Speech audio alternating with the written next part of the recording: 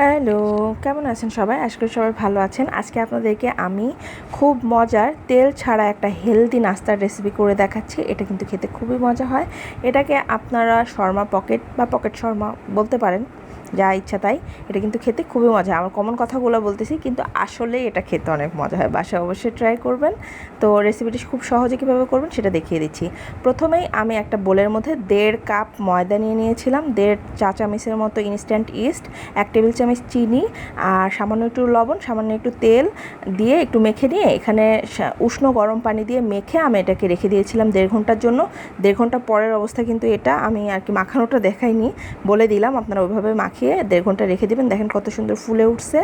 এবং এটাকে এখন আমি আবার মিনিট 5 মতো একটু মথে নিব। আর সাইডে দেখেন আমি ওখানে কিন্তু 1 কাপের মতো মুরগির মানে বুকের মাংসটা নিয়ে নিয়েছি, একটু ছোটো স্কোয়ার শেপের করে কেটে। ওইটাকে আমি আদা রসুন বাটা সামান্য করে দিয়েছি, একটু মরিচের গুঁড়া, গোলমরিচের গুঁড়া, সয়া সস আর স্বাদ মতো লবণ দিয়ে একটু ম্যারিনেট করে রাখছিলাম। এটাও আমি 1 ঘন্টার জন্য ম্যারিনেট করে রাখছিলাম। 1 ঘন্টা এনাফ। আর কিছু সালাদ কেটে নিয়েছি, যেমন এখানে আছে হচ্ছে শশার মানে চামড়া সহ নিয়ে নিয়েছি, টমেটো বিচিটা ফেলে দিয়ে একটু কুচি করে নিয়েছি, পেঁয়াজ কুচি, মরিচ কুচি আর লেবুর একটা মানে 1 ফালি লেবু। এখন আমি যে ডোটা করে রাখছিলাম ওখান থেকে লেচি কেটে নিয়ে আমি একটু মোটা করে রুটিটা বেলে নিব। খুব বেশি পাতলা হবে না, একটু মোটা করে বেলে নিচ্ছি। আমি আপনাদেরকে থিকনেসটা দেখিয়ে দিব। তো বেলা হয়ে গেলে আমি আপনারা কোনো কিছু মানে ঢাকনা থাকে না বয়ামের, সেটাও ইউজ করতে পারেন, কুকি কাটার ইউজ করতে পারেন। আমার কাছে এরকম একটা বাটি ছিল, আমি ওই বাটির শেপেই মানে রুটিগুলাকে ছোটো রুটিগুলাকে আমি কেটে নিচ্ছি। আর যদি আপনারা কুকি কাটার ইউজ করেন তাহলে বড় সাইজের কুকি কাটারটা দিয়ে কাটতে পারেন। যাই হোক, যে কোনো জিনিস দিয়ে গোল করে কেটে নিলেই হবে।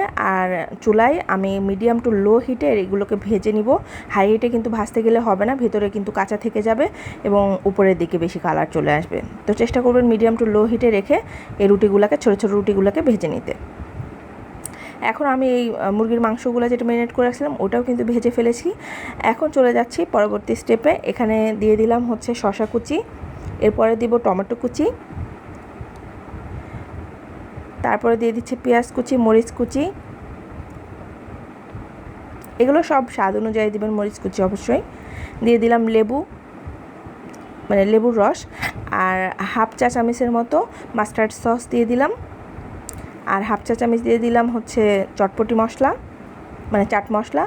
আর 4 টেবিল চামচ দিয়ে দিচ্ছি হচ্ছে মায়োনেজ। এই মায়োনেজটা কিন্তু আমার বাসায় বানানো। আপনারা রেসিপি দেখতে চাইলে কমেন্ট করে জানাবেন, আমি আপনাদেরকে জানিয়ে দিব। বাজার থেকে কেনা মায়োনেজ দিয়েও করতে পারেন। এখানে কিন্তু আমি 1 টেবিল চামচের মতো টমেটো সসও ইউজ করেছি, এটার ভিডিওতে নেওয়া হয়নি, আপনারা দিয়ে দিবেন। খেতে কিন্তু খুবই মজা লাগে। তো এটা মাখিয়ে আমি যেটা করব, যে রুটিগুলা মানে ছোটো শর্মার যে রুটিগুলো আমি বেলে রাখছি, সেই রুটিগুলা আমি মাঝখান থেকে একটু কেটে নিয়েছি, মানে পকেটের মতো করে নিয়েছি। এখানে ফিলিংগুলা দিয়ে দিলেই কিন্তু আপনার এটা রেডি হয়ে যাবে ডিশটা। তো দেখেন কত সহজে মজাদার একটা এটা খেতে খুবই মজা হয়। মানে আমার হাজব্যান্ড তো মানে ফিদা এই জিনিসের ওপর, মাঝে মাঝে সে বলে এটা বানিয়ে দিতে। বাসায় অবশ্যই ট্রাই করবেন। ভিডিও ভালো লাগলে কিন্তু একটা লাইক, কমেন্ট, শেয়ার করে যাবেন। আমার পেজটিকে ফলো করে রাখবেন নিত্য নতুন রেসিপির জন্য। আমার চ্যানেলটিকে সাবস্ক্রাইব করে পাশেই থাকবেন। আল্লাহ হাফেজ।